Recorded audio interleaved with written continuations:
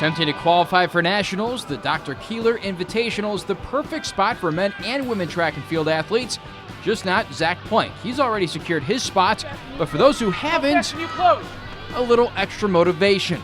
Beautiful at the start, not so much at the end. We'll get there in moments. Starting on the women's 4x100, indoor national champion Madison Renfro kicking the race off. Haley Breeza will finish it. Not a great showing for the relay team, but Renfro will have another chance to score later on. To the 1500, Rebecca Kafring placing highest amongst her Cardinal teammates, a 24th place finish. Antoinette Fior, 28th, Amy Rotuno, 36th, and Jamie Roan, 37th. In total, 8 Cardinals racing in the 1500. To the men's side, Michael Anderson in the middle of the pack in Heat 2, crossing with a time of 3 minutes and 56 seconds. That's good for 8th overall. Teammate Jeremy Ducharme not far behind, in fact just 2 seconds behind. 3:58 puts him 16th overall. Meanwhile, in Heat 3, Jeremy McQuality grabs the 4th spot. He finishes 17th. On the opposite side of the track, hurdles all set up. Adam Lundquist, an indoor national qualifier looking to boost his outdoor qualifying time. Incredibly tough field. Lundquist coming in with a time of 15:12. Not where he wants to be, but he has another week to secure a spot out in Wartburg for the national meet. Meanwhile, teammate Zion Mason, by the way, best name in the field, he finishes with a time of 15:32, slotting in 10th. Unfortunately, no Madison Renfro on the women's side. She's taken a week off from the hurdles. Moving to the 800 meter, Victoria Capaziello and Priscilla Colon watching on for the first heat. They're paired up in Heat 2 in lanes 2 and 3, and as you can see, the track's starting to get a bit wet. The rains are a-comin'. Middle of the race, the pair smack dab in the middle of the pack. And down the home stretch, Colon 3rd, Capaziello 4th, 15th and 16th finish overall. Aron Sebhat featured on the men's side. Halfway through, Sebhat in the back, which is the Sebhat kind of race. And hey, that's not an insult because he always kicks down the stretch. No different here. Final 100 meters, and here he comes. Swinging to the outside, making that late push of his, riding that momentum into second place, and setting a new school record in the 800 meter. How about a time of 1 minute and 49 seconds? I'd say he's ready for nationals, and his teammates look like they agree. Hurdles back on the track, 400 meter race this time. Peyton Perron collected an All-American trophy for indoors. Can he do so in the 400 meter outdoors? The freshman might surprise you. Down the final runway, Perron comes in 4th, but hey, the top 3 guys are all unattached, so Perron is the meet's top 400 meter hurdler with a time of 54:18. To the intense Jessica Sutphin and her 400 meter hurdle race, rain really coming down now. Sutphin finishing 2nd in Heat 2, 5th overall, a great time of 1:02.27.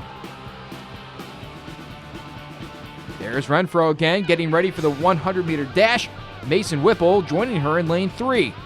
Renfro showing off her blistering speed, really pulling away 50 meters in. She coasts in to a time of 12:34, tops in the heat, tops in the meet. Whipple, meanwhile, coming in 8th with a 12:65 time. For the men, Robert Callion, the only sprinter in the event, comes in 24th with a 11:23 mark. Rain really coming down heavily now, just in time for the steeplechase. Arguably the most grueling race there is, at least it looks that way, and usually it's dry. Cardinals entering 4. David Santana, Alejandro Rosales, Zach Herrera, and Chase Hall. Spectators watching on as the men hurdle the barriers, crashing into the water below. Santana, the Cardinals' top time with a 9:52 mark, that puts him in 30th. Last race of the night, the 4x4. Cardinals claiming a spot on the podium back in nationals for indoors. Same team looking to qualify for outdoors. Zach Kirby running the 3rd leg of the race, and he hands off to Perron in 3rd. The freshman does his thing, flies into 2nd place, and a 3:15 time for the squad. A successful finish to the meet. I'm pretty happy with it. This is my first year actually breaking 220, so it's been a big year for the 800. Like I said, I ran a 2:15 last week, so I was hoping for a little bit faster, but you know, with these meets, all you can really do is get out there and see what your body's got left in you and just try and get after it. So it was a lot of fun. I'm pretty happy. At this point of the season, you know, we've been training nonstop since, you know, last June, and so it's, you know, over a year in the making, and it's kind of hard to like be able to give 100% like you did the week before that conference when you're kind of building to that, and then come back and have to fight for a position on the national list is it's tough, and like not everyone can respond like that, and I definitely didn't that today, but that's okay. Our team has grown so much, even just from the beginning of the year. I mean, both like in the physical side of things, and it's just like a team atmosphere. We really have that strong bond, which I think has helped us get through a lot of tough times and really come together and, you know, pull out performances like all the ones we had at conference.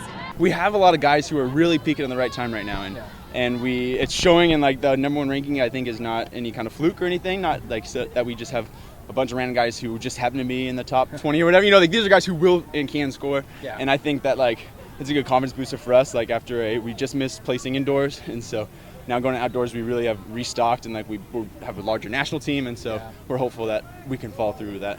Everyone that we have qualified right now are veterans. You know, they've done this so many times. They've all been working really, really hard, and I know that they're going to pull out some really solid performances while they're there, for sure.